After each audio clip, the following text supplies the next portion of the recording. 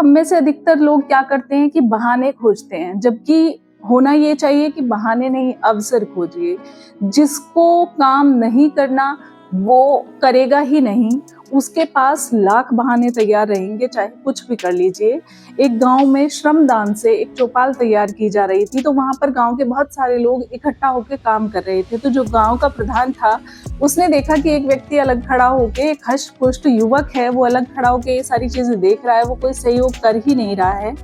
तो प्रधान ने उस नवयुवक से कहा कि बेटा आओ और हाथ बढ़ाओ, ये तो श्रमदान का कार्य है, सबके भले के लिए किया जा रहा है, तो इसमें थोड़ा सा तुम भी सहयोग करो। वो लड़का कहता है कि मैं सुबह से भूखा हूँ, मुझे बहुत भूख लगी है और इस स्थिति में मैं काम नहीं कर सकता। तो वो प्रधान उसको अपने घर ले जाते हैं और उसे भोजन कराते हैं। अब भोजन करने के बाद जब वो वापस उसी स्थान पर आते हैं, तो प्रधान जो थे वो उस लड़के से कहते हैं कि बेटा आओ, अब तो तुमने भोजन भी कर लिया है, अब थोड़ा सहयोग कर दो।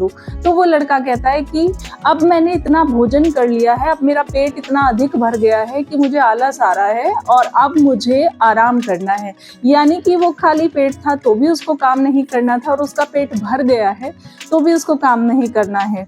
हमारे जीवन में आप देखेंगे कि आसपास ऐसे असंख्य लोग भरे पड़े हैं जिनके पास हर काम के लिए कोई ना कोई बहाना होता है, उनके पास हर बात के लिए एक्सक्यूज होता है, हर बात का वो एक ऐसा रीज़न दे देते हैं कि भाई मैंने इसलिए ये कार्य नहीं किया। जबकि जो लोग इस तरीके के रीज़न देते हैं वो जीवन में सफलता प्राप्त कर ही नहीं पाते।